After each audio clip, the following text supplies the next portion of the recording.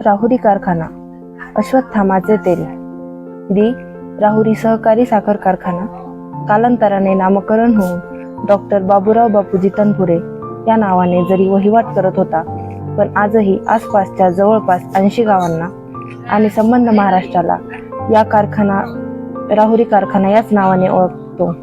फक्त राहुरी कारखाना नाव वाचण्यात आले तरीही या कामधेनूसोबत जोडलेली ना प्रत्येकाला एका वेगळ्या जगात घेऊन जाते.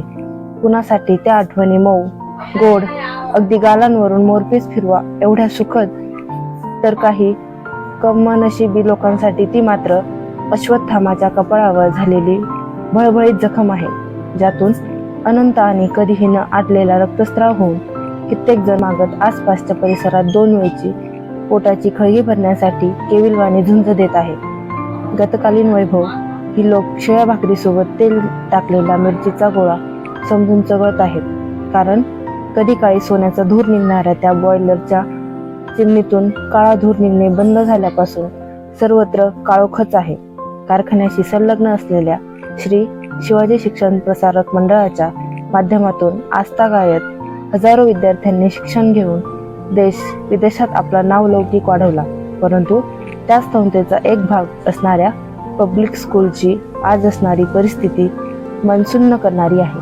गेल्या 25 वर्षात ज्या पद्धतीने शिक्षण क्षेत्रात क्रांती घडत आहे, याच भविष्याचा विचार करून पंचक्रोशीतील पहिली इंग्रजी माध्यमातील ती शाळा मराठी माध्यमात शिकणाऱ्या माझ्यासारख्या असंख्य विद्यार्थ्यांना त्यावेळी ती अगदी ऑक्सफर्ड, केम्ब्रिज सारखी भासत असे. तिथे शिकणाऱ्या आणि शिकवणाऱ्या विद्यार्थी आणि शिक्षकांची विशेष जीवनशैली होती आणि त्यांचं कायमच अप्रूप वाटत असे. पण आज ती संबंध शाळा नामशेष झाली. या शाळेतील शिक्षक आज थकीत पगारासाठी कोर्टाचे दार झिजावत आहेत, तर काही त्याच उद्योगात काळाच्या पडद्याआड गेले. ज्या पद्धतीची वास्तू त्या काळी या शाळेसाठी बांधण्यात आली होती, तिथे कालांतराने एक इंजिनिअरिंग कॉलेज सुरू करण्यात आले. यावरून त्याची भव्यता लक्षात येऊ शकते. कालांतराने ते ही मंडळाच्या आणि एकंदरीत कारखाना प्रशासन व्यवस्थेच्या मेहरबानीमुळे बंद पडले. त्याच कॉलेजच्या भरोशावर ज्यांनी तिथे शिक्षक किंवा शिक्षकेतर कर्मचारी म्हणून नोकरी शोधली, त्यांची झालेली वाताहत मी स्वतः बघितली आहे. कित्येक जणांचे करिअर त्यामुळे बेचिराग झाले, पण कुणी हू किचू केले नाही. आजही त्यांना वाली कोणीच नाही. जशा पेपर मिल असतील, सूतगिरणी असेल किंवा पब्लिक स्कूल, मुळा प्रवरा, तशाच प्रकारे ही संस्था देखील या महाप्रलयामध्ये गायब झाली आणि पुन्हा एकदा त्या संस्थेवर अवलंबून असणाऱ्या लोकांची फरफट झाली. याला जबाबदार नक्की कोण? त्याचा शिलालेख उद्घाटन प्रसंगी जे मान्यवर मोठ्या दिमाखात मिरवत होते, ते आज कुठे आहेत? येथील कामगार सोसायटी आणि त्यावरील बिनवेग सारखी भासणारी आणि फॅक्टरी परिसरातून कुठल्याही कोपऱ्यातून या कारखान्याचा सुवर्ण काळ दाखवणारी ती घड्याळं आजही काळ तिथेच थांबल्याची सूचना देत आहेत. सकाळच्या सुट्टीत तिथे चहासाठी होणारी गर्दी, तिथे रंगणाऱ्या गप्पा, तो कालवा गोंधळ आजही त्या ठिकाणी गेल्यावर ऐकल्याचाच भास होतो.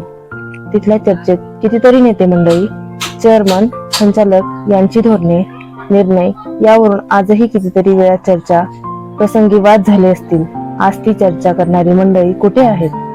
ज्यांची बाजू घेऊन ही मंडळी झगडली असतील, ते प्रस्थापित आज कुठे आहेत?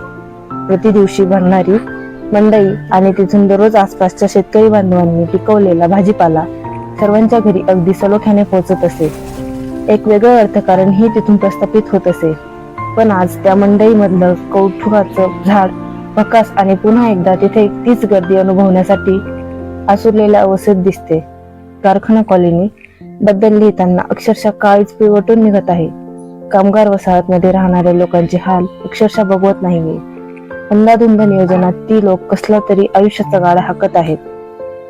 काही जण अजूनही एका चमत्काराच्या प्रतीक्षेत आहेत.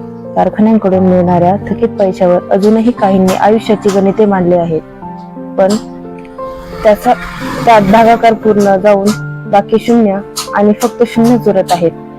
तरी काही पंचक्रोशीतील लोकांच्या निर्वाहाची तजवीज करणाऱ्या या कामगारांना आणि त्यांच्या घरातील मंडळीला पाणी आणि वीज या मूलभूत गोष्टींसाठी केविलवाणी धडपड करताना बघून मन हेलावून जात आहे.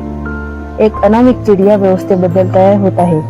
त्यातील समवयस्क, अविवाहित, निराधार आणि बेरोजगार तरुणांना बघून कुठल्याच जन्मीच पाप उदयाला आले आणि या भूमीत त्यांनी जन्म घेतल्याची विचंबना मनात येते.